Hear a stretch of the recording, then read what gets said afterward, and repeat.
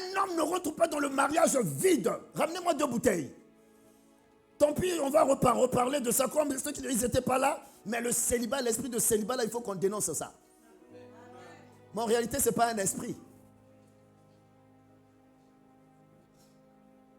Non, les gens sont têtus. Les gens sont indépendants. Un indépendant. Tu es indépendant. Moi. Et non, dans le mariage, il n'y a pas d'indépendance. Il y a Dieu. Est-ce que vous êtes avec moi? Cette bouteille est comment? Pleine. Amen. Elle est comment? Elle est pleine. Amen. Donc, quand ils se marient, ils sont comment? Pleins. Il n'y a pas de problème. Tu as déjà vidé un peu ta bouteille? Il n'y a pas de problème. Ils sont pleins. Donc, dès que l'autre est en colère contre elle-même. Il est en colère contre lui-même, pas contre elle, parce qu'elle est pleine. Même si il est en colère contre, ça n'atteint pas, parce qu'elle n'est pas vide. Est-ce que vous êtes avec moi? Chez toi, c'est comment?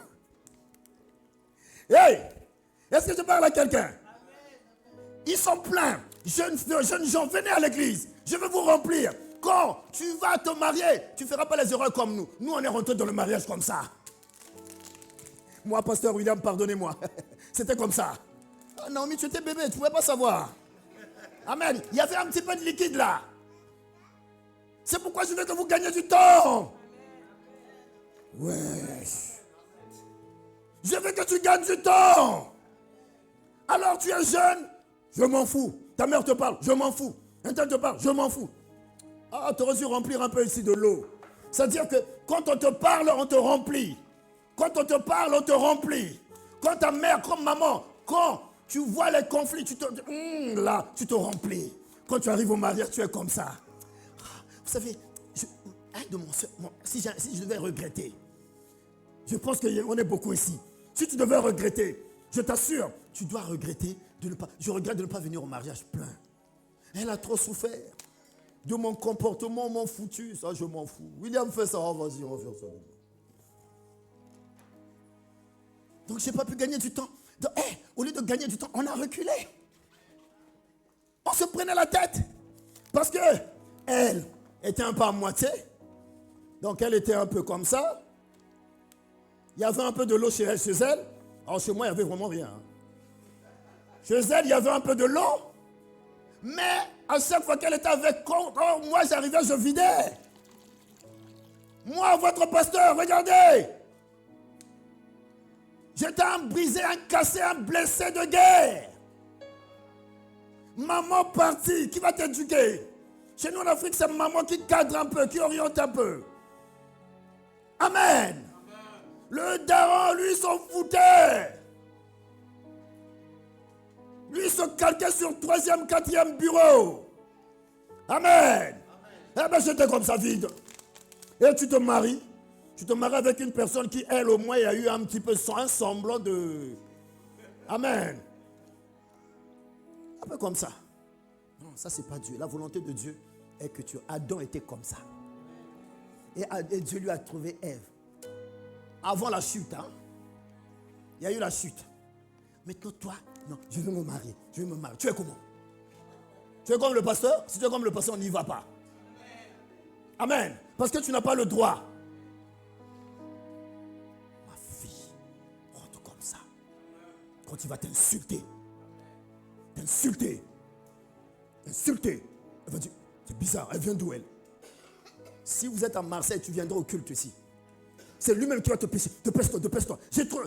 parce que, bien aimé, quand tu es comme ça, tu es capable de changer.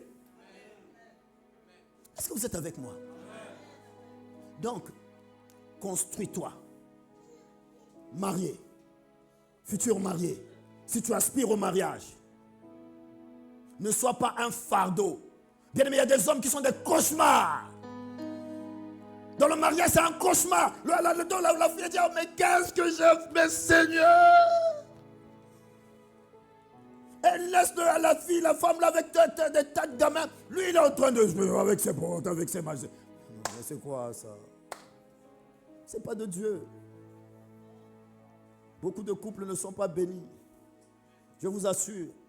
Parce que, bien aimé, Dieu a des lois. Dieu établit des normes. Tu ne peux pas lui imposer tes normes. Ici, il impose des normes à Dieu. Seigneur, toi tu as tes normes, moi j'ai mes normes. Eh bien, vous savez que ça ne passe pas comme ça. Église, viens avec moi.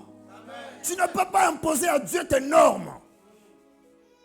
Et nous sommes beaucoup, nous venons avec nos normes. Dieu, apprends-nous à laisser. Ah bon?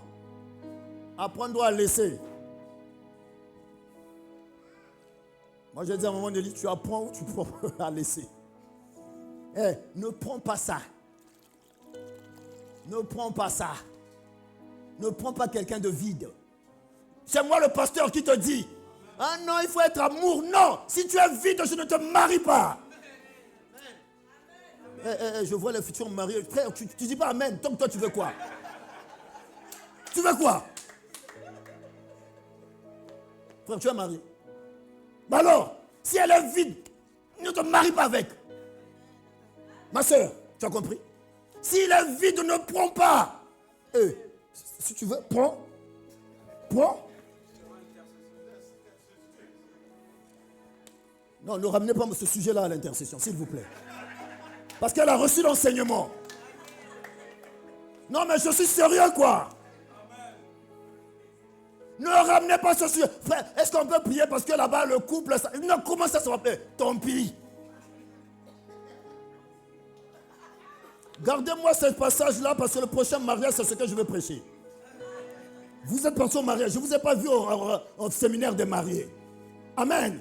Ok, je prêche, c'est mon boulot, pasteur. Mais, si ça brûle là-bas, c'est pas... Je me désengage.